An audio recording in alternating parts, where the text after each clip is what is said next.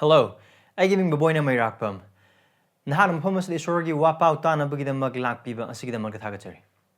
Agi prathnadi nahak na takdir ba wapao ang sige mapal na isorbo hinanungsiba amasung mahaki mi aduga mahaki singlu hinanungsiba sini. Diba hak na nahaki na pamda nolukchoning ba dudi nahak na takdir ba wapao asina. Nahak na nahaki singlup ta pipam thokpa nahaki commitment amasung nahaki singlup ki luching singi makapon pam thokpa adugi mahuti silhanbigano. Adu ba wapao sige mapal na. Nahakising lupa hinanungsiba, nahakising lupa luching musing hinanungsiba, adu kwai maru oina, isori matik mangalig na magtihingba punsi da chakot pa adu, eki prathanani. Ibang umaki wapao, taminas.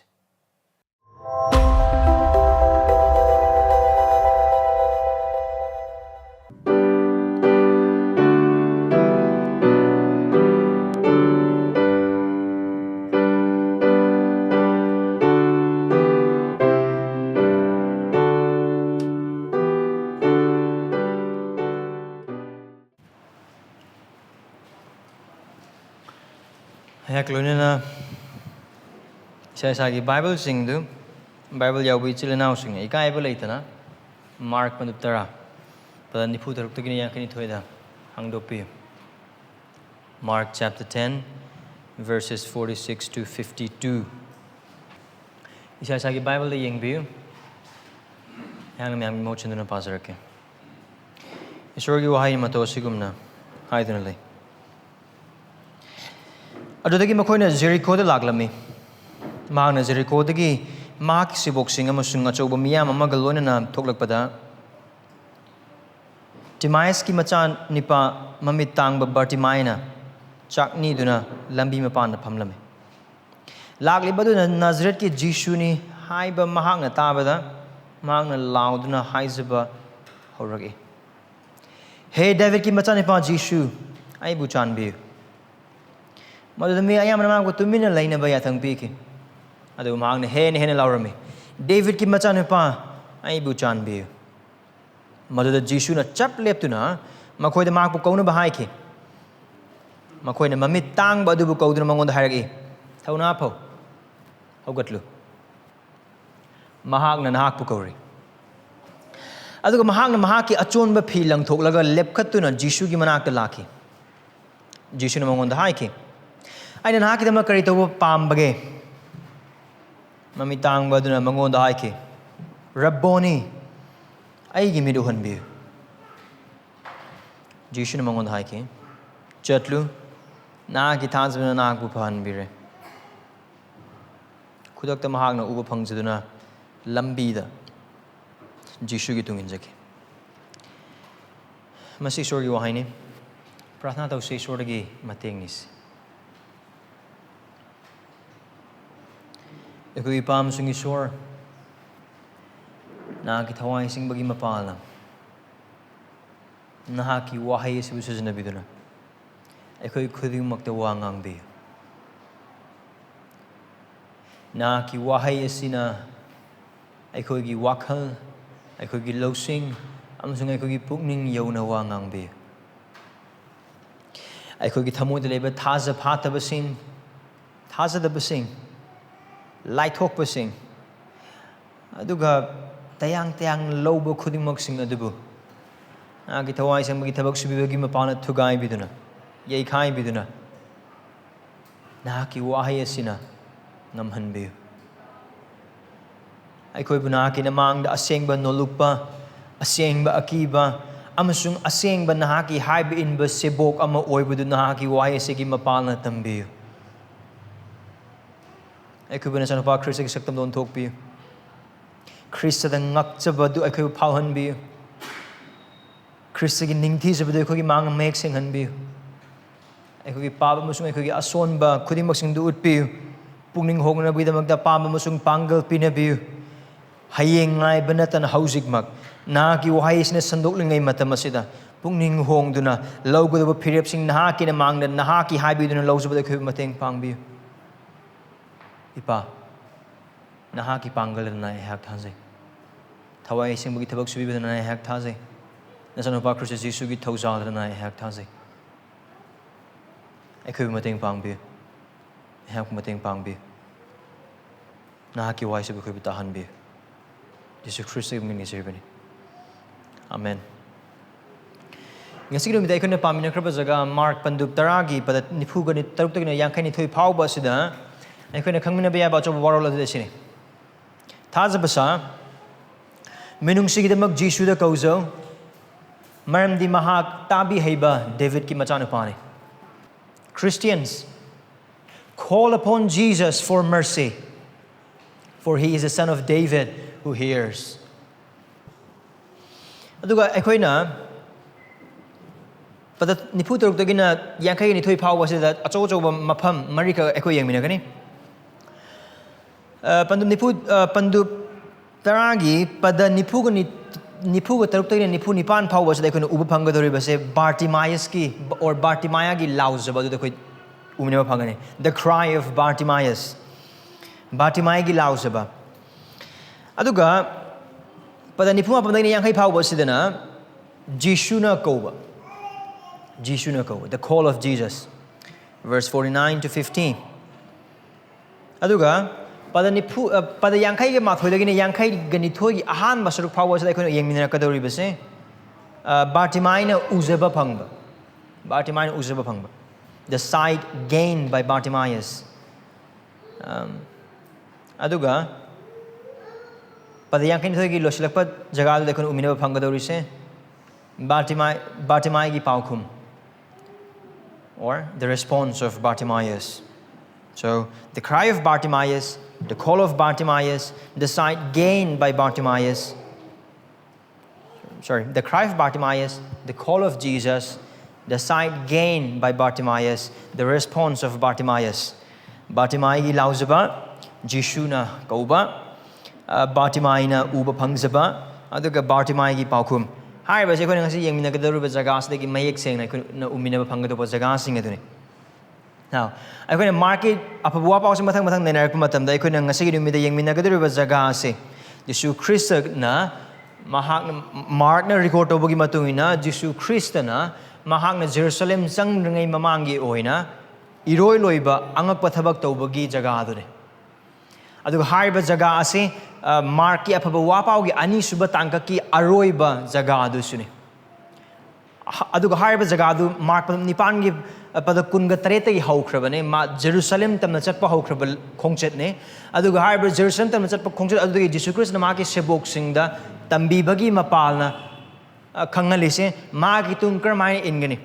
aduga hai ba khudimak sing Jisu Christ na Mahak na Jerusalem da ma ki awaba khanga do ba sigida ba msu hin ka do ba do ahum lak hai ba gi mapalna tambi aduga katung sunatna adu gi mapalna Mahak na masiha karam hai na oigador bin hai na hai tambi ba khaktang natna hai ba jaga asida Mark pa nipan gi pada kun gatre ta gi na tara gi yangkai gani thoi phau ba asida Jisu Christ na ma gi sibok sing asida mayek sing na tambi riba asisu kaino hai ba tar gi karam hai na ma gi sibok oigani hai na hai ba duni aduna aikoina pamina khra ba jaga du ding sing ngasi gi mi aikoina umina gadori ba se mitang ba Bartimaeus gi ma gi mamit tang ba du Christian phan bi ba duni adu asigi mapana Jisu Christ na ma gi sibok sing da tambi ga do ba hiram amale aduga hai ba hiram adu ne khoina ngasi gi mi mic sing khoina yemina ka do ri bise aduga khoina ningsing boy ba ta ga di Jisu Christ na Mark na record to matam asigi ani suba act Mark ki ani suba mafam asida mitang mi ani ne Jisu Christ na phalise amadi khoina Mark pandup nipanda mayek singna aikhoi dum uba phangkhre Mark pandup nipan gi pada kun ni thoi dagina kun ga taruk phaw da Jisu Christ na mitang ba amabu phan bai khoi na uba phangkhre aduga haiba aduga manada ba ong da Bartimaeus mamitang mo se phale Mark pandup nipan adu de stage ani thongna phale aduga Bartimaeus da Jisu Christ gi wahai gi mapana ma gi mitang ma phan ba uba phangani. Now, hai hiram ani se kun dum yeng matam da karamai na Jisu Christ na mahak na oiriba ma ki masiha gi khoi amasung ma ki sebok sing ma ki tung ingeda ba punsi do gi matang na karamai na makhoi mamit panghalak pagi amasung isor Jisu Christ gi thabak adu gi mapal amasung thawaisingda bagi thabak subi bagi mapal na sebok sing na karamai na bhap tak pagi hai na hai ba du bhap ta na ba mo ong da thamam ba hiram ani khane adu jaga ani khane aduna han ba jaga du ekhoi han yang se Bartimaeus gi lauz the cry of Bartimaeus verse 46 again 48 but the nipu ga taruk nipu ga nipan hai ba thado thoi ba jaga se Jericho dane hai ba Jericho se anova Jericho ne ekhoi na Old Testament ubu phangba Jericho adu natte adubu anova ningthau Herod na matam adu palamba Herod na saba anova sahar ne asigi Jericho se adu asigi Jericho se hai ba Herod aduna yam ningthi jana sai aduga other gulab ki oiba yamna ningthi jaba laiko chu le aduga yamna pukning hu na phajaba mafam amane aduga hai ba jaga asidane thokliba thodogse maramdi ariba Jericho adudi ahanba century Jesus Christ gi matam aduda kairaga aduga mi sing kaya mina kaya chana daba amasung mina kaya chana daba mafam amma oi aduna mafam asida aikoina uba phangliba Jericho asida amukana anoba Jericho ne Herod na saba Jericho ne aduga haiba Jericho ase Jerusalem yogadaba mile 19 walengai da leiba jaga amane amaram haiba oiba taragadi karigum aikoina map ta dum yengakpa oiba taragadi Jericho gi mathang ne Jerusalem yorakaduise Jesus Christ ko na Jesus Christ amasung magi sibok singna chatliba lambi asi yangapa matamda aduna aikoi verse chapter 11 dagidi pandu taraga mathoi asidagidi Jesus Christ na Jerusalem da changba aduni hauguduise aduna mafam asida laiba Jerusalem yoguduba mile 19 lom watli Jerusalem da kakatpa matamda aduga next stop ne Jerusalem do adugi mafam adu thoi aduga Jerusalem do lai aduga Jerusalem gi thokpa matam aduda thokpa thodoga mane adu hai basida chatpa matam da magi sebok sing khaktang natana miyam amagaloina ne Jesus Christ na chatliba lambi se Jerusalem da na kari da makte miyam libano maramdi landok pibagi chakhang adu Jerusalem da togudo matam da yana naksilage aduna hai ba chakhang do yauna bi da makte mi adukki yana chale se gi lambi se da oh Jesus Christ na tawkrab anga thabak sing adu khangba mi sing na so Jesus Christ ki tung inba sing su yaw da ba te aduna miyam se pura mix ne mix crowd ne asise Jesus Christ ki tung inba sing su magi se bok tarag ni thoisu adu Jerusalem da chakhang yaw na bi da mak chatpa mi sing adu su lone mak yaw adu high is the verse 40 ga 6 asida akoi dum yengba matam da akoi da mark na mi ma ka habdi Bartimaeus da akoi man introduced to akoi man saktai ma sa kana no timai gi machanupani adu high ba nupa se Mahak ki phibam adu amutang yengse Mahak se mammi chu tangi adu Mahak chakni ba man adu ne verse 46 uba phangi se mammi tangba Bartimaeus ne chakni duna lambi mapan da phamlame now high ba se kari hai ba targadi chakni ba khar amma hektana or chakni ba amma hektana lai gado ba jaga amani maram de mi yamna toine sat lambi ne amam dai ba targadi Jesus Christ na Aphaba Samaria gi mi gi matang da pandam bi matab da asigi lambi silor ne Jesus Christ na lau ki pandam madam maram de hai ba lambi asida sasri oja sing chatle adagi di Aphaba mi sing sia yam mi makal chuna lone mak sat lambi ne mi yamna chin ba lambi aduna asigi lambi asida chakni ba sing lai ba se adum oi thok pa mane aduna Bartimaeus so myam gi manak ta mane mami tang ba mi amasune adu chakni ba amasune amram dai ba oi ba targadi hainingai leitena line ba nupa ne aduga tabang pan bagi phajaba Jericho ningthi jaba sahar du lai boi ba targisu ningthi jaba sahar du machet amat ubu phangde ba nupa mane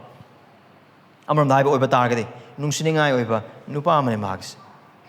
adu magi punsi ese magi lanthum chu leite adu mami chu tang adu thabak suba ngam thabak suba gi upay amat leite ba ngondo adu Bartimaeus gi punsi ese lambi adu chatliba Jericho gi lambi adu chatliba Jerusalem tana ka khat kumtha tariba mi sing adu gi pukchel chawba adu da makha polga hingba nupa mane karigo mi sing adu mangon chana ba pot natragana paisa pibiramba oiba targadi ma chaba phangani adu pibiramba oiba targadi ma gi chana ba kari mat leite thabak suna ba ma sanala mi jo amat leite adu mang mami tang man maram organ mang chaning ba mapham da mak chat pa su ngamde chat pa ngamoi amram da hai boy ba targadi ma ki lar ba ke agam dik lar no hai na hai boy ba targadi akoina verse 50 uba phang gadre ma ki phi je natana ma ki oiba lan kari mat leite adu ki matik lar ba chak chana ba gi da mak amsung hingna ba gi da mak ta mayam gi pukchel chawba da saidang ba amsung ma ni rega phang ba sel adu da saidang ba ni rega phang sinjak adu da saidang nu pa adu khaktang sunatana mami tang nu pa mani amram da hai boy ba targadi Jesus Christ na hinglam matam asida su adu ga Jew macha sing marak or Rome gi sarkar adu ga Rome gi samas adu da Bartimaeus gum mi ase samas da mi sing na mi na thana mi matana te he is a nobody to the society Mahak lady hai bagi mi thana de amram da hai ba oiba tar ga de deva karma ma tawba matam da or thaudok ama sinba matam da Barton taunaba gi matang da khan ba da phau da thok da mi ne mas mama leite mage adu mana nungti khuding maki Jericho gi lamdi sida phamma gana tori ba thabak se nungti khuding kari hang ngani chak pibiu or aibu nungsi biu maroina ai gi chak pibiu paisa khar da thada birem ai phizol sida ai sengau sida yazari khar pibirem adu ma ki nungti khuding maki thawgal or thabak ne thawgal ne ma ki thabak ne adu ma gi punsi ne mi sing da gi niba adu ma gi thabak ne ma gi kapchaba amsung ma gi lausu ba adu khakten adubu harabadu mi aside mahaki lauzaba amasung kapchaba adu mahakna lauzaba maong amasung mahakna nijagadoriba adu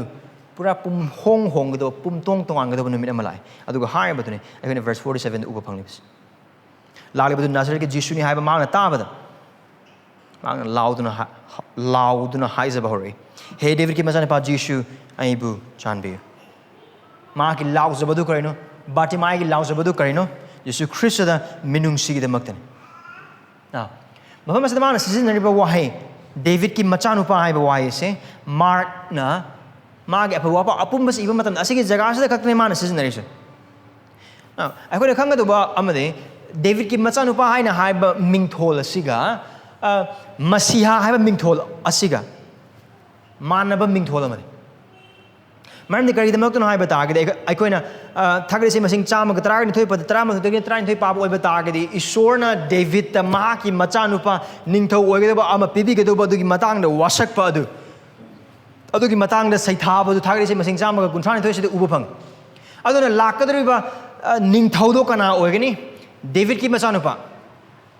adu ge David ki machanupa oi bata ge ma ningthau soi da oi ge ni David ki dhara da gi adu oi ge ni aduna amaron dai boy bata ge masiha gi wakhalon siga David ki machanupa haiba asi ani se khena ba amanate haiba ani se chapmana ba amane aduna kain haiba ta ge David ki machanupa haina haiba matam da iriba picture se matik leina pan bagi mai pak bagi aduga taibang pan ba da ma ki oiba ningthau leiba ga ma sagalaga ma ki yengna ba sing du ma ki khongkha da thamaga ma ningthau ina pan bagi adugi londa adune now hires I coin a bata na with among the high wine adu Batimina David ki machanupa Jisu haina haiba matamda adugi wakalo adu mangonda loine mag yarwa korongani haibadi adu thajaba khara wale adugi Jisu Christ na masiha oibagi maong adu loine mag khanga Batimina kauba amadi natte Jisu Christ na mahang yana na lakpa matamda mahang na ogidu maki masiha khoi adu mahang na bhap tar kana kauba mako amadi oira mo hena khale adu Jisu Christ ki matang wari mayam taram gani ma adu ko mafam masida season ebe why se karino Nazareth ki Jisu ni haiba taba matam marandi amam nai boy batari mayam mi mayam ngu sonor wangang rak mat ma so hangam kanano silai mayam na hangoi oideba ama gumna oideba mo ong da hangoi thok da thodo ama tholai se karino kana ko amana on Nazareth ki Jisu ne now karagi damak no sida Nazareth ki Jisu haina hai I think Jisu Christ ki matam da Jisu ko mi adu ki matik yam le marandi Jisu haiba ming se yumthong khudima ki ayam na ko bum ning amane amaron dai boy batara gi ai gi marak da ai boy batara gi ibungo haiba ming si ga yam na common noiba ming amane adu Nazareth ki Jisu haina ai boy batara gi there is only one Nazareth ki Jisu se hai ba Christ se adu Nazareth ki Jisu haina hai ko matam da mangon de hena tongan taram ga do basi ma ki angak bathabak sing tawkro khuding mak sing adu matang da tarak matam da now adu di mahak taram be adu ne mana Nazareth ki Jisu nan hek khang ba ba ma ki law ba hore se hey David ki machanupa Jisu aibu chanbi Jisu Christ dagi ma ki kapcha ba amasung ma ki law zaba adu Jisu Christ ki chanbi ba Jisu Christ ki minum si adu mahak nan hiris mahak ni Jisu Christ dagi मागी सेंगाव दु थांगतलगा मागी फिगी सेंगाव दु थांगतलगा पैसा नि दे और चान चिंजाक नि दे अदुबु कई चानबी दे मानो निस Ayar mamangda hoji hai kraba adugumna Bartimaina Jisu Christa na Masiha oiba maong adu chap chana loine mak bhap targa karumgani hai bidi ayak Thajaba wale adubu mafam asida mahak na kauriba makau asina aikona Mark on nipan pada kun nipan Jisu Christa na magi sebok sing hang kiba missing adubu nakhoi ne di aibu kana ne haina haiba ga haiba wahang adugi paukhum adu Peter na piba paukhum adu dagistu hena maik sing na piba mafam asida uba phang Nahak di sorry masana wa Christian. Adu Muhammad sa high state kari no. David ki machanupani nahak ni. Look high magi kolao si missing na tada bana de tai. Verse 48. Adu taw matam na high ba missing adu na. Bartimae da oh lao nang na koi do tau de. Kari to uba phangi. Wa de mi ayamba na Mahak po 2 minutes na ba yathang piki. Now here's a strong word. I'm not going to whine to the scenario. 2 minutes na te. 2 minutes ta. Lang kan. Kaya no kaurido. 2 minutes. Ado ki film na. I was in the live meeting no katanda na sebok sing du su yarm bagi chang todo ka henong na yam na wang Maramdi Jisu Christa na oiriba mahaki maming chatpa mahaki tawang amasung mahaki maning iliba missing amron dai boy batagadi lion gi matung da nga ma'am na inbagi mo ong adu ki type ta Jisu Christa gi maning da iliba mi adu ki batik yam khram miyam do har ba say ai koina panduk tarama thoin ne rakpa matam da Jisu Christa Jerusalem jam ba matam da mangon da laurok da ba hosana maya adu mi do adu ki picture do wakala thamse na adu ki batik yam khram missing ne adu ka mahana ta to khram thab khudimak sing Jisu Christa gi ming adu ki matik chatpa missing na Jisu Christa gi Aphaba Jisu Christa ki maming lei ba aduga Bartimae gi rakpo oiba targadi Bartimae na kaubada matik chab minga manate Bartimae ne thengna bada matik chab minga manate adugi wakhalon aduna asigi missing asida lei wakhalon se chakni ba pijat phigai set ba mitang ba nang na ma kauraga kari kana dinu kari chage na kaurino nang tawi tumin le harbe samasa like mi ayam bagi midyang ne sonai ba singda aduga nama soiba singda aduga budilo sing khara wan pa mi sing miyoi bana aduga mi sing aduga ka mi thana de nang na kari khang na adu nga ne hang haina ba musung wari thana ba hauris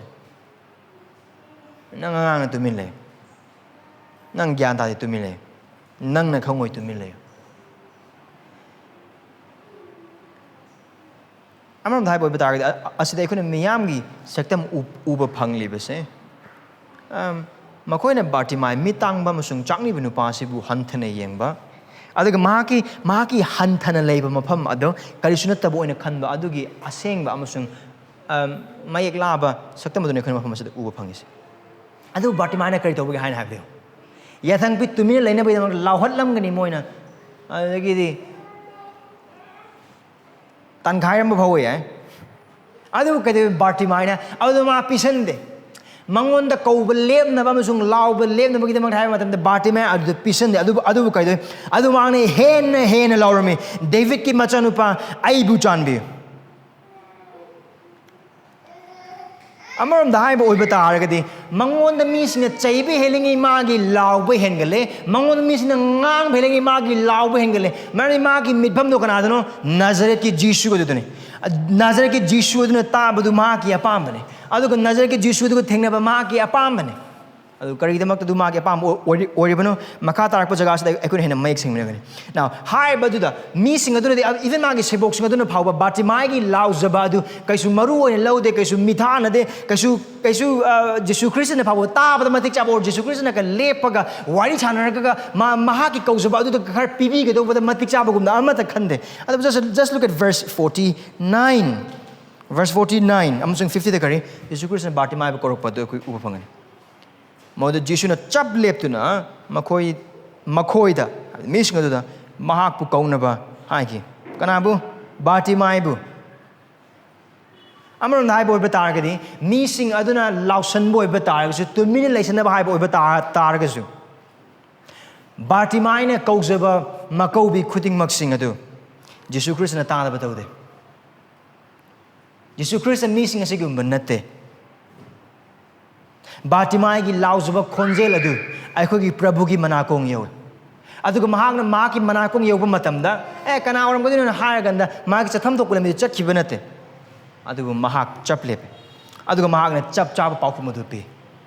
aduna ekhone verse 40 ke 9 ubu phangi se Jesus Christ to chatlam du chap lepe na asi yam maru be jaga amne kari kidamak no verse 32 ekhone ukhibi do kaino Jesus Christ na Jerusalem ta tan chat pa machat se yam no thu na magi sebok sing adu ke mamang na ma na chali do adu magi chali be khongchat adu chap lepe ne Bartimai na kokjab du ma na ta ba mat ba du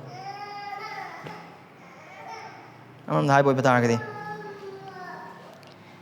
Tebang pan bagi missing na masung mata matu lem missing na kaya singthana da Bartimai na kau adu makoi ki nakong ki mata kaya maru oibo oide makoi punsi ki mata kaya maru oibo oide maramdi mitang ba maga chakni ba maga na kari kana ba purokadina right adu bo hai ba aton ba sing lai ba sing amasung mitang ba Bartimai na minungsigidamak ta Jesus Christ da lauzaba matamda Jesus Christ na ma ki nakong animak thangkatle mahak ki masa apumba adu pisalle aduga mahak na chatlamba khuchat to lepaga mahak pu kaunana bagi damakta mahak na mahak mising da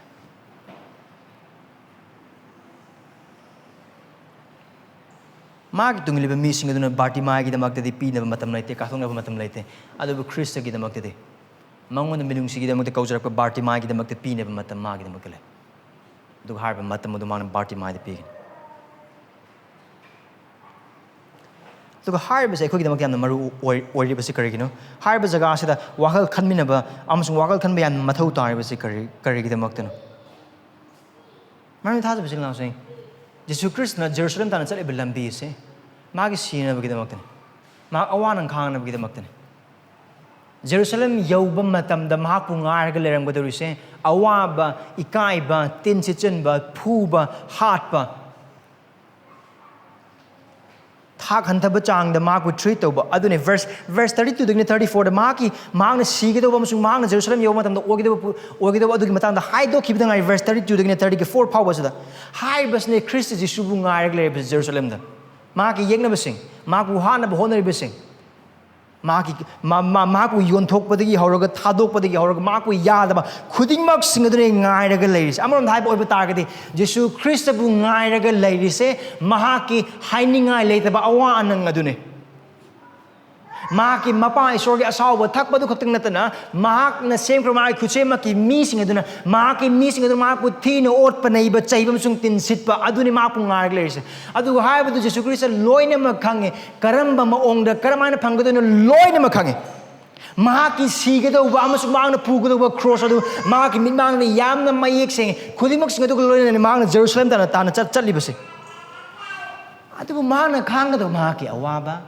mahang na sigado mahaki masi hiram khudimok sing adu mahak wakan khallaga khanglaga leibo oiba tagasu adu duna atopa awa tar ba mi amana minung sigidamak da kaurok matanda ta da ba Krishna taude mahaki awanang khanga do baduna preoccupied tawsalaga atopagi awanang adu machet ama ta udaba adu Jesus Christ na taude Christ was not preoccupied by his impending suffering and death he spared time mahaki mangonda minungsigidamak ta kauba Bartimai mi singna mithana daba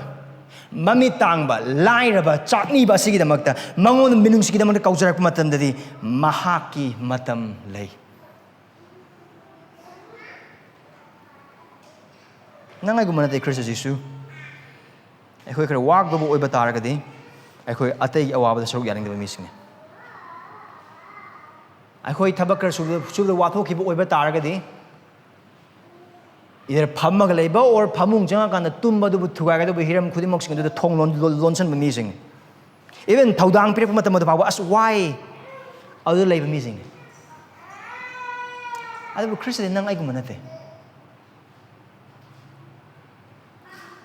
maki awanang kamtheng bodu ngar matam ase phawada magna Bartimai khonsel ta Bartimai gi damak da magna chalam khong pham du chap chana lepe adu mahak mangon da kausal thas bisil now sing maham se da mark na Jesus Christ gi maong matawase Mahak Bartimai the Mahak Nakongani Tangaspa, Amasung Mahak Hakchang Kudimak Lepaga, Mahak Hakchang Kudimak Bartimai the Pibagima on the Uri Uhalibasi Markna. I say Nang Amusum Imunda Tauriba Bartona say, I could Khristagi Tamoy Urinava Amusum Yang Navaki Bartone. Khrista Minungsina Tanba Prabhune. Khrista tabiheiba Ningtone. Khrista Thajabasa Mapune. See, what Mark is doing is he's inviting us to look at the heart of our Christ. That he is compassionate, that he is kind, that he is merciful for whomsoever who come to him. Mangona lakpa khuding makta. Mangon lakpa mipum khuding makta thawjal utpa. Mangon lakpa khuding makta tabiheiba. Mangon lakpa khuding makta amasung mangon da koujaba khuding makta minungsi utpa ikhogi Kristani. Aduga haiba minungsi du utpa matamda magna khangadriba awabadana maram morakana watna minungsi utkadawa Kristanate aikoi makha tabada hena mexina uba phangani mapung oina pungpa phana mayamgi mamangna matik chadaba Bartimai du Jesu Khristagi damakta ma ki minungsi masung thawjal utpa matamda matik chaba patra mani miyoy amani kari damak mahak minungsi gi damakta Krista da kaujabana maram moraka.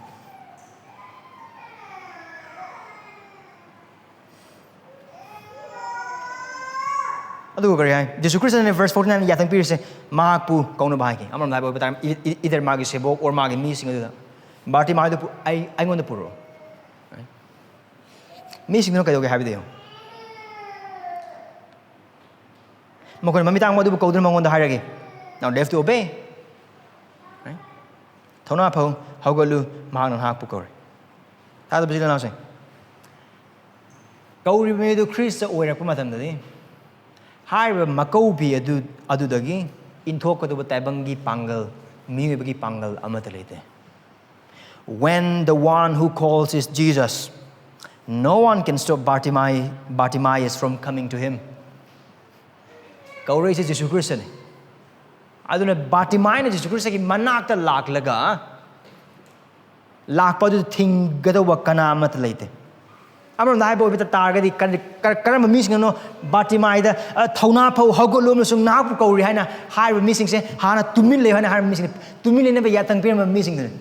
korok pa Jisuna korok maram na makoi adu mare yet ko amat leite lan ba tan ko maram amat leite maram di kauri badu Christian prabhu ne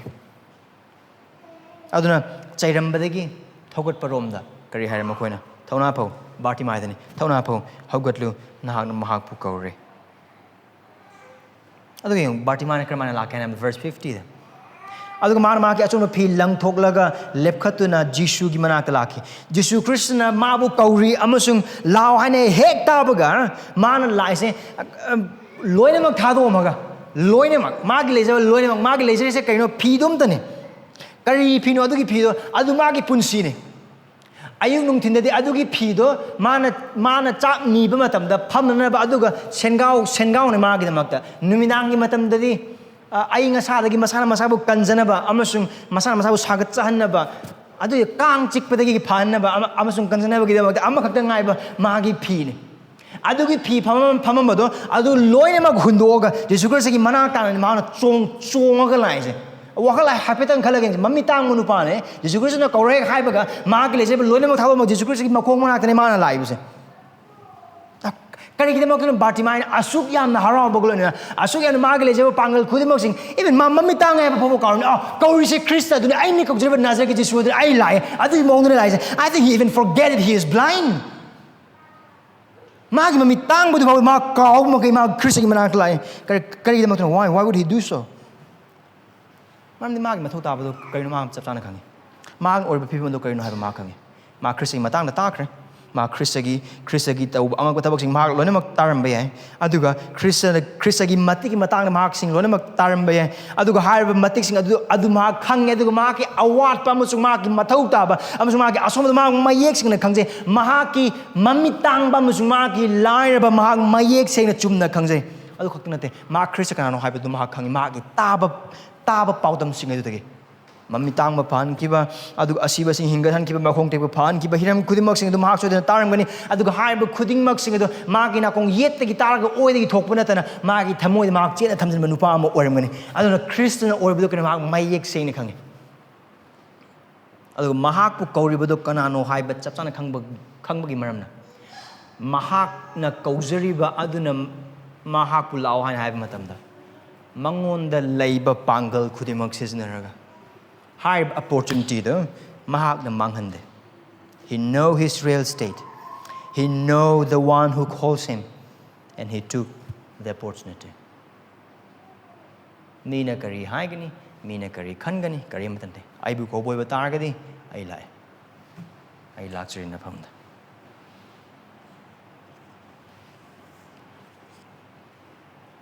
Look at verse 51 and 52 horok pa sida I couldn't upapanga do ba si Bartimai na maki mami tang mo phasaba dani Jisu na mangon hai ke ay na nakita makari to upapambage asigi wang se ningsing bra ahan me the Christian sida hangi buhang se jebi degi machanupani John amasung Mark da hangi buhang adu mangne cry da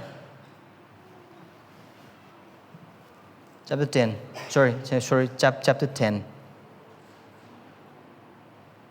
Verse 36. Nakoy de magay na karito papamagay. Wahanganin. John ga Jacob ta nama. Bartimai ta nama. Paukhum su animag se manaroy. Paukhum adu kimne dekhe ne. Paukhum deo. Bhabla se Bartimai live nupane Bartimai pasha krim to later nupane maran later nupane mage have pidi hene krim to later mage karima pasha pai boy batar gati mage lanthum lebo boy batar gati ma mi singdagi mi sing ubi be mi mo ora pasu ye hainga le later pasha pai boy batar mage minai mission sing lebo boy batar mage seba tawo mi sing lebo boy batar gati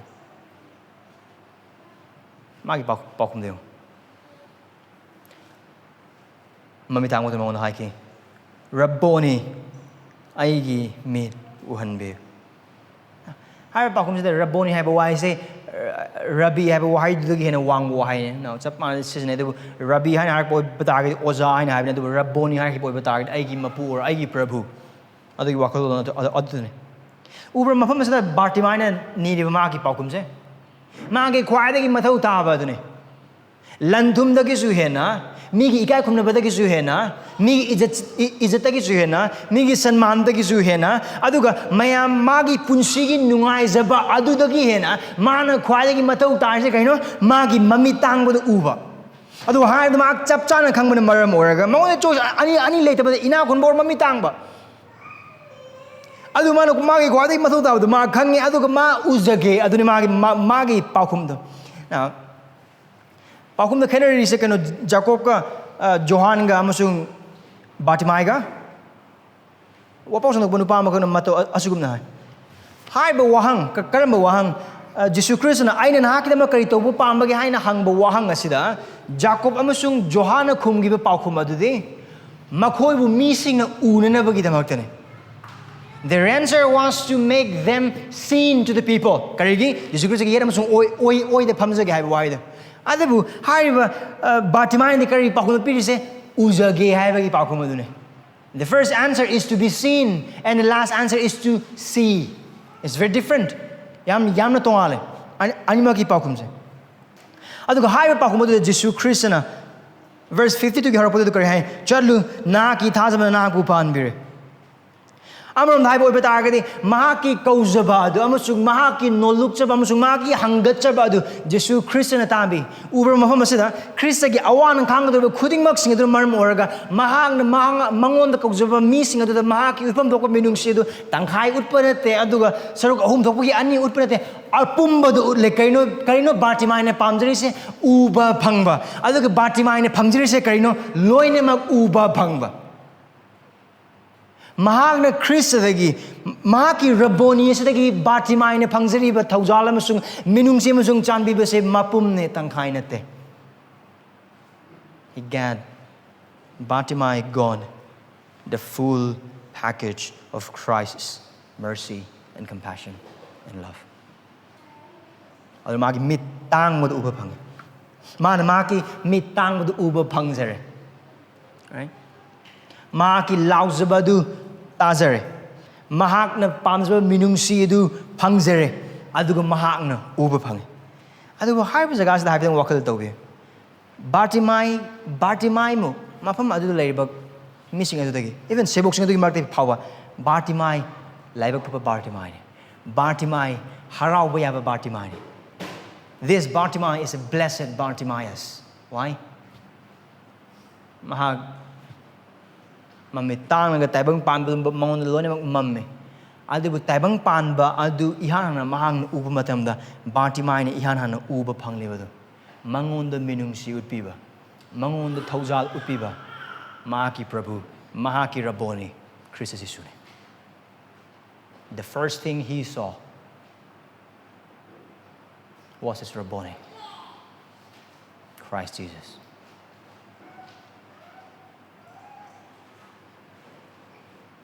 Duga mafam sa Jesus Christ na hai ba wahai se magi mamitam mo katang phaba katana te duga mahak kanbi ba su phangi. Aduga asi khoi karmai na khangani Bartimaeus na karam mong pakum pi ba gana hai ba. Verse 50 to losla pu ka Bartimaeus na karam na pakum pi. Now mamid ure ma thabak subang amani aduga magi punsile magi punsi de semga chana ba saga chana ba loine magle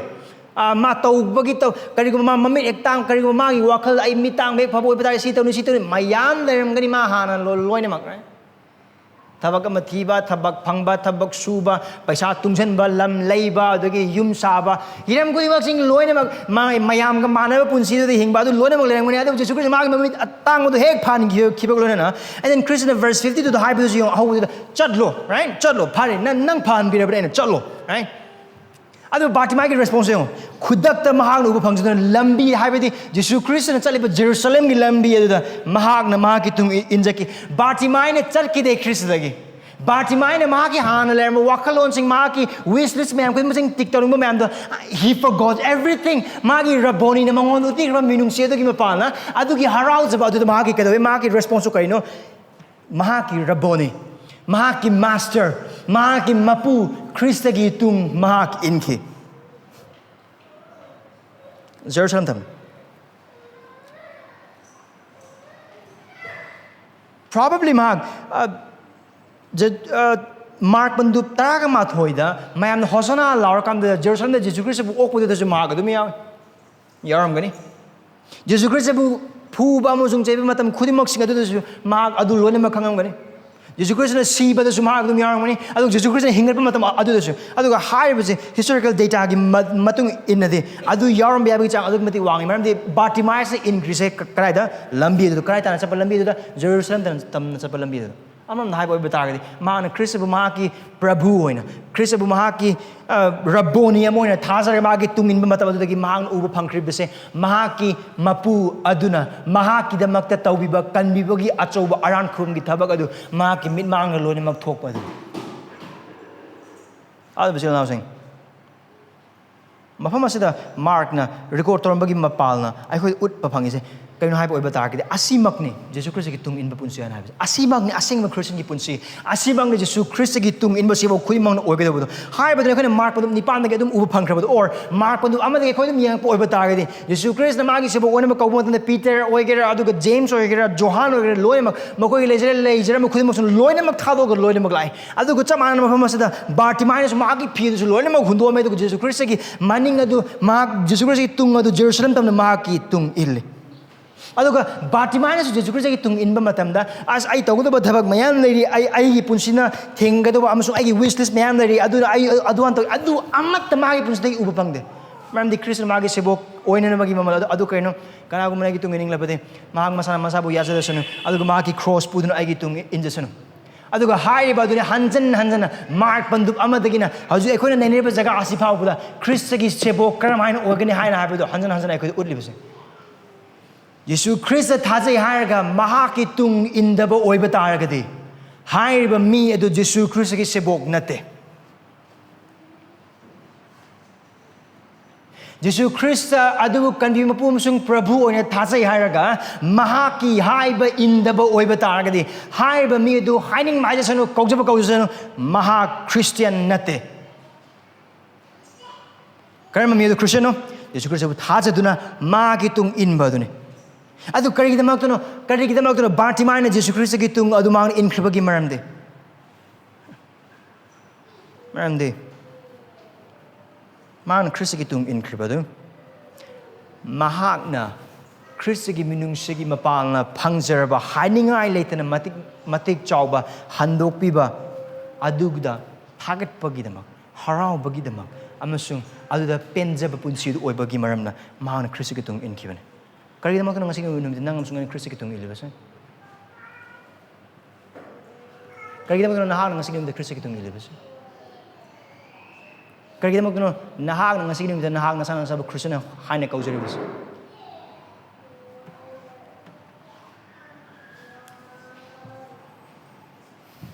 Tahu sila nausing. Ako na ngasi uminya kraba jaga sila. Bartimai mamitang ba do ko ubo pang. Ado Bartimai gi maki mamit tang ba do Jesus Christ na phan bi ba do ubo pang. Adu asigi thodok asigi mapum oiba wari asigi mapum oiba hiram amasung wari asigi hero hai boiba targadi Bartimai nate wari asigi mayai tangbal loriba mi adu Christian adu ni han bade dise Jisuda ngakpa oiyu. Be amazed at Jesus. Be amazed at Jesus. Jisuda ngakpa oiyu. Bartimai mitang phabagi wari di oiba yai. Adubu, Jesus is the whole point of the story. Jesus Christ is a wari asigi mapum oiba bisoy adune. Karamana haibano. Bartimai ki leifam adu chatliba nupa ado Christian. Bartimai ne kauba matam da taiba do Christian. Adu Bartimai bu kauriba do Christian. Adu Bartimai lak matam ihana wang hangliba do Christian. Adu Bartimai bu anaba phanbiriba do Christian. Adu Bartimai tung inkriba do Christian. It is Christ and Christ and Christ alone. He is the one who passed by Bartimaeus. He is the one who heard the cry of Bartimaeus. He is the one who called Bartimaeus. He is the one who asked questions to Bartimaeus. He is the one who healed Bartimaeus. And he is the one whom Bartimaeus followed. So be amazed. And Jesus, Jesus Christ said, "Ngakpoyo, Mahaki kari dino kani ngakadorse, Mahaki minungsi, Mahaki tabiheiba, Mahaki nungsiba." Maramdi haiba David ki machanupani ase haiba Masiha ase mag ningthau khaktang nate adubu Mahak ase minungsina thanba chanbibana thanba ningthau ne Mahana khangdur Mahaki mi singidamakta awa anang khangdur hiram khudimak singiduna maram oraga Mahaki mathakta thangakadur Mahaki mi singi pap sing amasung Mahaki mi singi potlum sing amasung Mahaki mi singi pap singi price gi potlum sing mathakta nankatlaga leiba oiba targasu haiba khudingmak singaduna mangonda kaujaba mi sing aduda Mahak na utpigadawa minungsi adu utkidaba ningthau nate Mahak minungsi chauba ningthau ne Adu ngasigi nung nang amasung ay Christian na mo oina kaujaba pangzariba amasung ngasigi nung nang amasung ay Gospel Community Church ki member oiba pangzariba se haiba David ki machanupa Krista se haiba Masiha Krista se minungsi chawba ningthau oira magi maramnani Mami nang amasung ay pap amasung ay arana sirma missing nang amasung ay sorgi yeknaba sing nang amasung ay aikoy ki pap na maramora ka isorgi lakado aseng na dharma sen ba amasung angakpa na thanba asaw ba adugii kanjana ba aikogi lanthuma mata leite aikogi pangala mata leite aikogi maram amata leite aikoi khuding mag norok tan na chamlaba missing ngaktane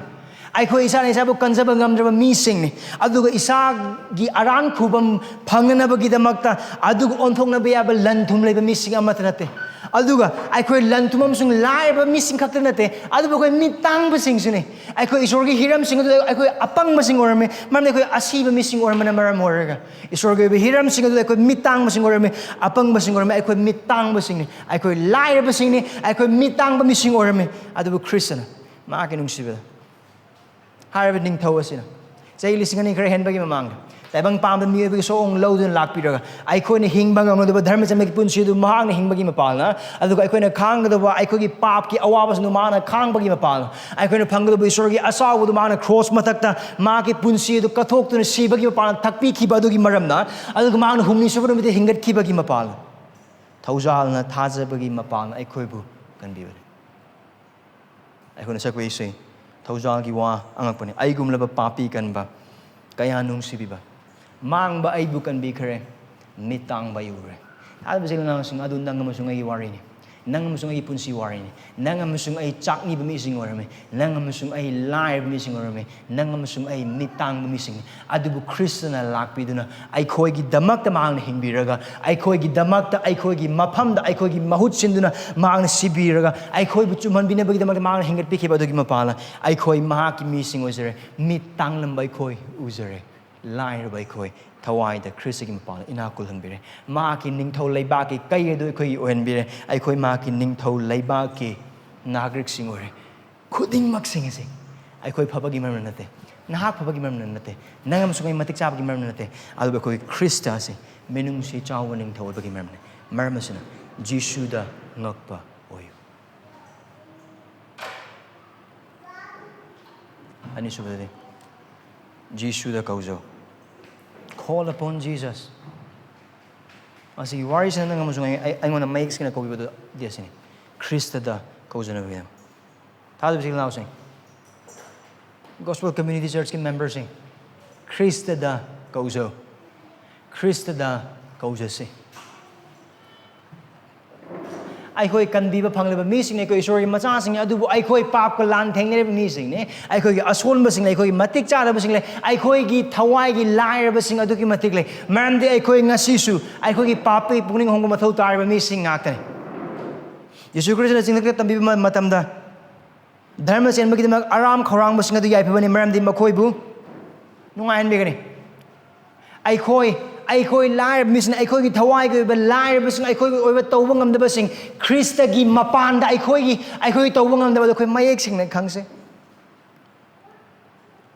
nang musungai hingli ba punsi dagi horoga nang musungai tawriba aphaba thabak sing thajabagi thabak sing yali ba mai khudimak sing ase Khristagi leijabagi mapal na Khristagi mapal ne Khristagi mapal ai khoi lai ba sing Khrista yaudna khoi kari mat nate mam de Khrista yaudna khoi tau ba ngam kari mat leite yanam hamid ai khoi gi ason ba ai khoi matik cha da ba amasung ai khoi na lai ba jaga sing ai khoi mayek sing na khang sing asiga tang sun natana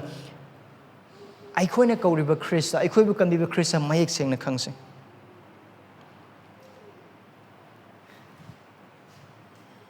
Bartimaeus na Jesu Christ gi matang na taba matam na di Mahak se papi sing bu pap gi kan bi ba ningtho amagum Mahak na taramo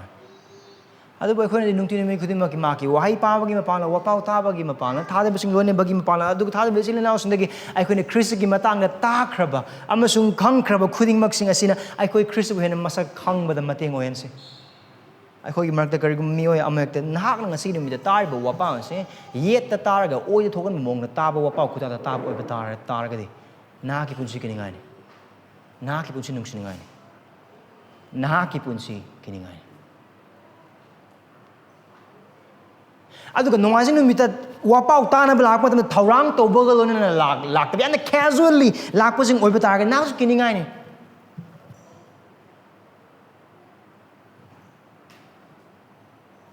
aduga isorgi wai dagi mayek sing no hongna ba masung oidna ba gidamak ta hai khrabi hiram khudimak sing aduda thamoi gi angka hochan ba mayam aduna ai gi adu toguda ba leiri adha toguda ba leiri adu gi mayam aduna magi hai bi ingado gi maud aduda ai khoi gi nungan ba nam kan ba adun pisala ga leibo ba ta ga di adu su kiningai ni man the hai adu dagi nangam sungai bu thamli ba se krai don hain hai ba ta ga di ai khoi ne kaujuri ba Krista asika no hain hai bu hena mayek sing na khangado ba adu dagi adum lapto kan bagi punsin adu Krista se kaun haina mayek sna khang de boy ba tar ga de Krista da ko boy thoi awanang gi matam da Krista da ko boy thoi mamni thaja ba du paudum ta ba de lai adu ko paudum du Krista gi wahai ne Krista hena masa khang na ba gi damak de Krista gi wahai pa ba amsung Krista gi wahai ta ba amsung cheksin na ta ba thamoi gi damak ta ba punsi gi damak ta ba isa gi damak ta ba adu oi gi do ba mane Isorgi wahai taraga oh si miji lambo di targa phagdo as ngasi wapau du nangi damak tu nei bo nangi ngak tu yaw gre ai gi damak tu yaw ba amagum na khan bo ba targa di Jisu Christ gi wahai apha sa sa basa nangam sungai kyam phar ba mino nangam sungai kyam wang ba mino nangam sungai Khristagi tungin pham thok na kyam mila ba mi sing no kari mo ai nei sorry wai mathau ta ba da gi sing nu pa sin sorry wai ta wai mathau ta ba ne ni ha andi wa ko da khan boi ba tar ga di nangam sungai ngon uba phangi se kana amma na te kari ma na asigi bati mai bu lahor ki ba mi sing aduga jepidi gi machanupani aduga khoi khena ba kari ma da lete na kra da le ba gi ngasi numita na no mas numti sorry wai ta na ba gi thorang thorang la ko mira ta kra bu wapau sing du kau du na ba gi mak to hot na ba ma sung hai ba du ning sing na ba gi mak tau ba da isang thawa mi amara ta da ba ichile inau sing wai san na ga ai khoi punju do hong na ba gi mak to isor gi wai gi ma pa na Christ bu hai dorak pa matam da boring subarna ashi ge thengna boy ba da ga di isor gi wai hau do adu gi punju do dum leibra hauji isor gi wai san doi karam ba wa khal no no hauji na hang isor gi wai tari ba se Christ bu khang na bara or tum na ba ui na ba ing na ba gi wakhal ga loin na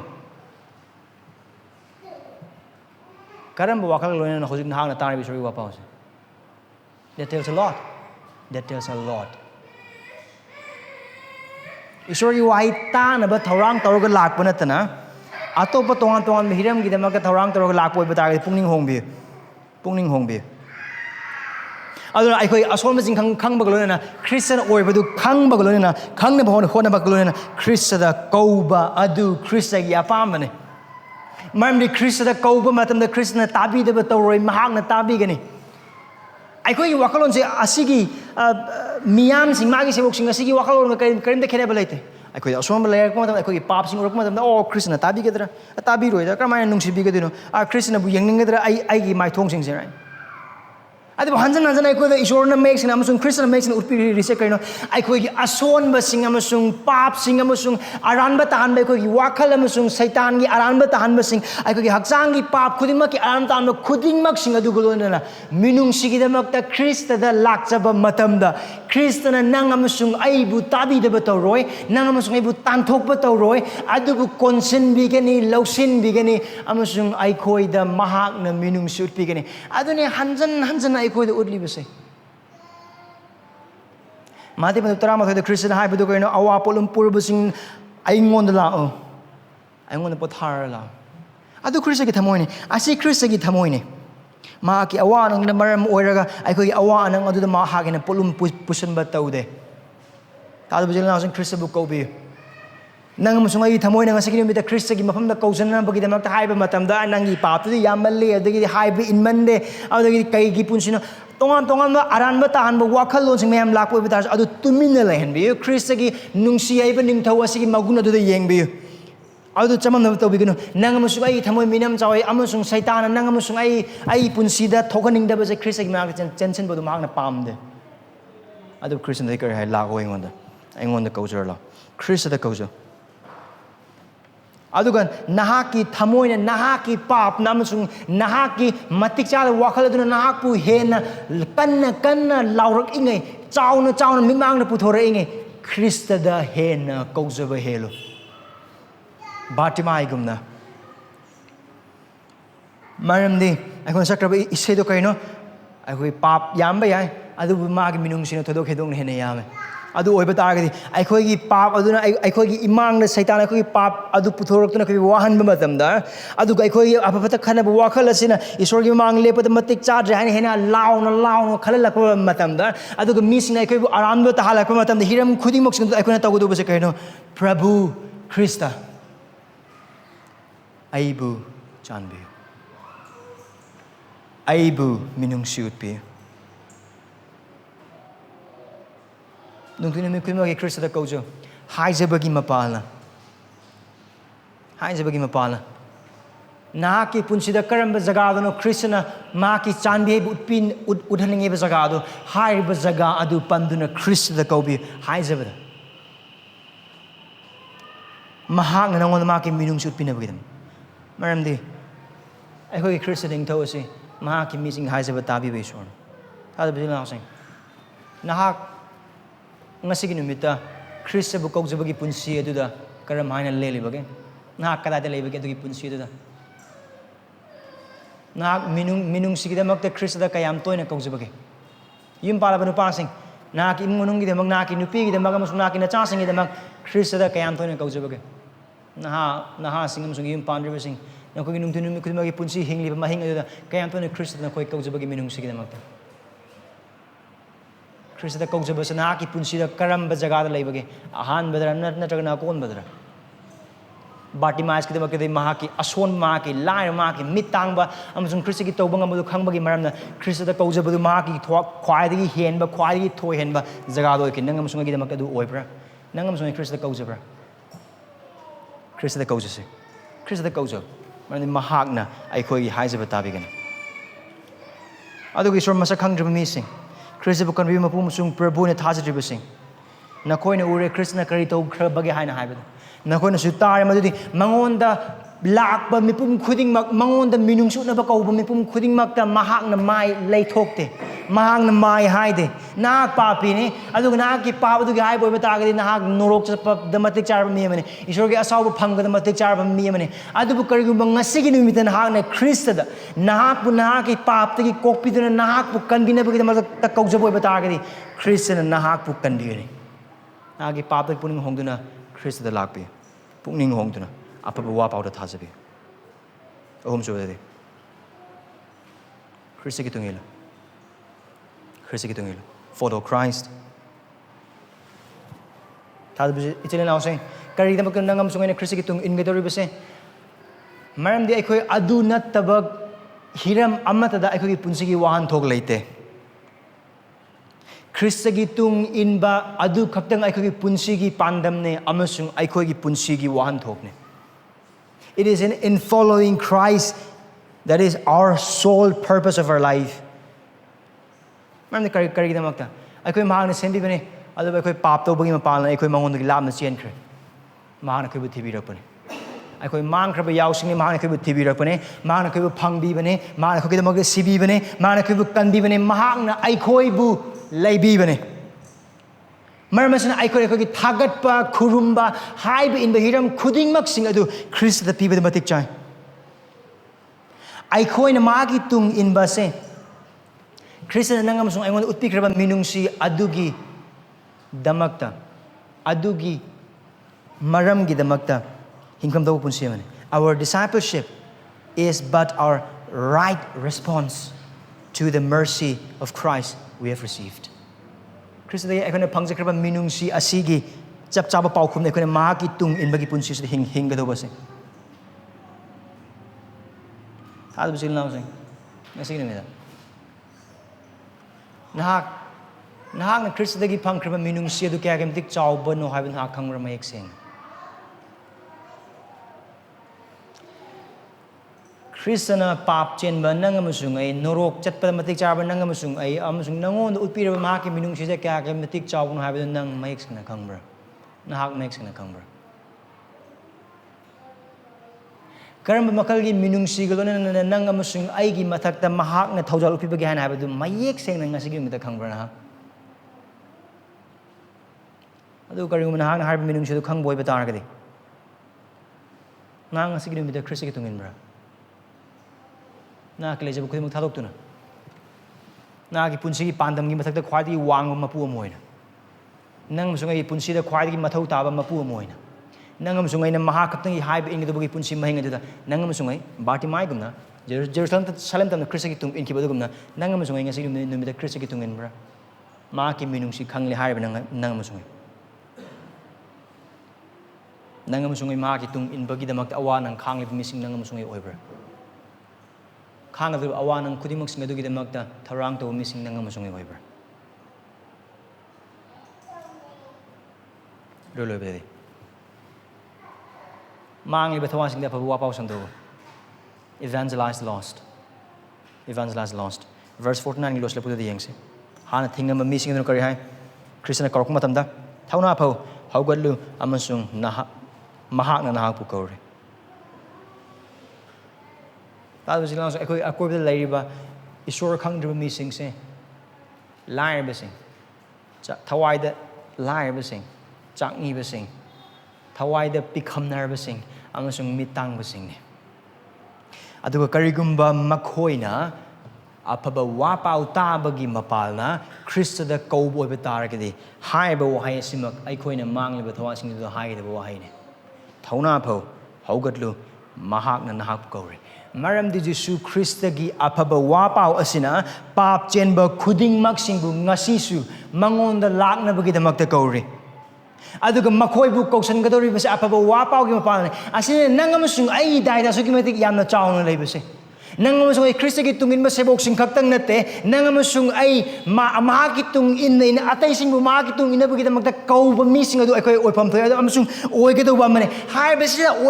ओइदुजे नते maybe or maybe might be if you want to be amata nate mangonda मांख्रबा थवाइसिंग असिबु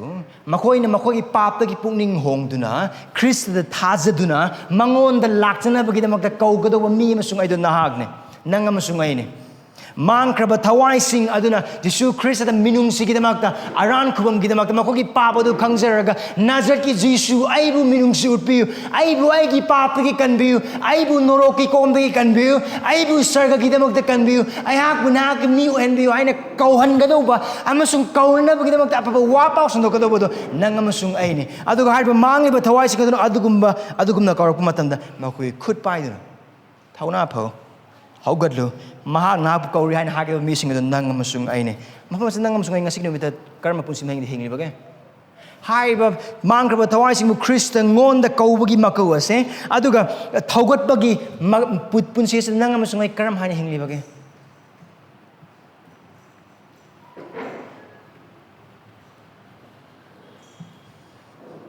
पाउंसबसिंग दबा पन तरागा तरेपदा कुंथ्रादा करे हां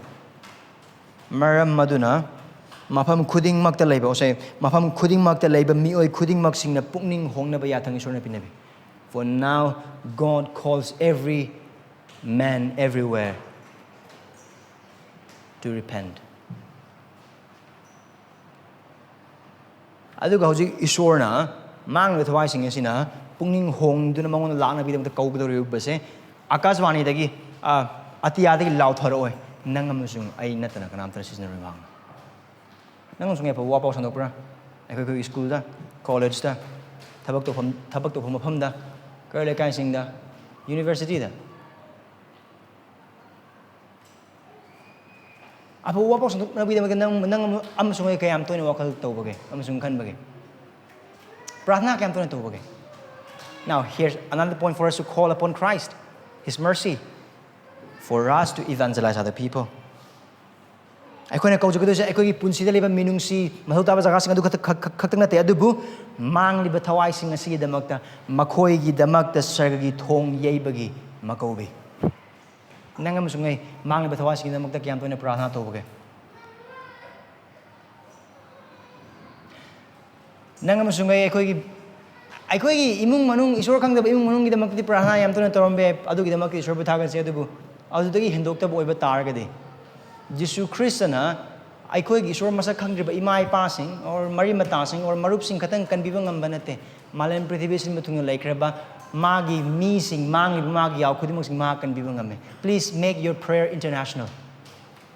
we don't worship a local Jesus we worship Jesus who is the King of Kings and Lord of Lords of the whole universe मालेम पुंबगी निंगथौने खोइना खुरुमिसे मागी पांगल अमसुंग मतिक सर्ग अमसुंग मालेमदनी अदुना अखोइगी प्रार्थना दो अखोइगी इमुंगा अखोइगी लेकायगदा लोइसनगुमसे मपान थोकसे do you pray for the lost मांगलिबा थवाइसिंगिदमक्ता नाक प्रार्थना तौब्रा चांग नाइना लेप्तना मांगलिबा थवाइसिंगी मतांग नाक क्याम वखल खनबगे मखोइगिदमक्ता नाक कयाम तोइना संगानबिबगी प्रार्थना तौबगे मरोइ ओइबा वाहंगदे मखोइना अफबा वापाउ ताननबगी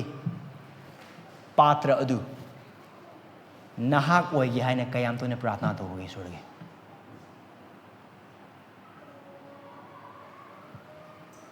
हाजबे चिलनाउसिंग हारबसिंगसिदा अखोइ पुंसिदा वाखल तौसे minungsigidamak ko Jisuda kause. Aikoigidamak, ko imungsigidamak, singlupgidamak, Mangliba thawaisingda, awanang tarba misingdamak. Maramdi ko Khristagi Jisuda David ki machanupani, minungsigidamak ningtho, thawjala thalba ningtho rel.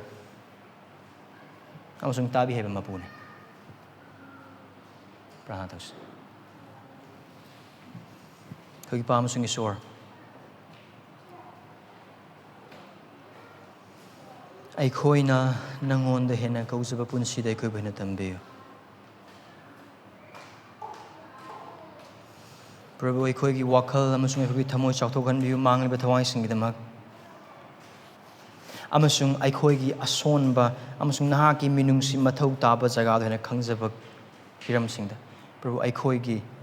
wakhal ukning amasung loksing chauthokhanbiyu. Khristagi mathau taba aikoy bhena khanghanbiyu. Khrista Thajabam thok punsi adu dekho bi hena mayek singhanbiyu. Prabhu karigumba aikoi Mangliba thawaisingda aran khubamdagi aikoigi ngaihaki nungaiba aduna hena pamboiba tarbadi. Aduga nahaki matik mangal adu hena chawbadagi aikoigi pothaba aduna hena nungsiba mi aikoi orabadi. Adu mising aikoigi marakti yawrabadi. Prabhu harba pap asida aikoibu ikai hanba kalona aikoibu pukning hongba pinabi. Maramdi pa asigumba isagi da khanba napal tana thanba aduga noluktaba punsi asdagi aikoibu kanbi. Prabhu chanbiduna ngasigi numita nahangna Bartimai gi mitangba phan biba asigumna. Prabhu aikoigi punsi leba aikoigi thawai punsi leba aikoina mayek sina utriba jaga sing aduda na ki minungsi kuna sokpiduna aikoibu uhanbiuba. Prabhu karigumba aikoina aikoi isagi da khanba wakhal amasung punsi asida marata thagiba sing jaga khudimok sing adudagi paisor aikoibu phuktatuna aikoibu setokpe. Aduga harba karigumba setokpa aduda I nai tagdo oiba targasu pachanbiduna I nai tahanbiu aduga naki machanupani Khristagi cross amasung igi mapalna aikoibu pothaba supinabiu. Khrista ngakpa mising ojetuna Khrista koujou mangkraba thawaisingda naki Aphaba Wapao sandok setuna Khristagi mati malgidamak hingba thajabasing oibada akhoi mateng pangbiu. Kudimasing asigi mapana nangina wangboisunu aikoina nemboisunu ayagina nemsunu Yesu Khristagi mingini jagani. Amen.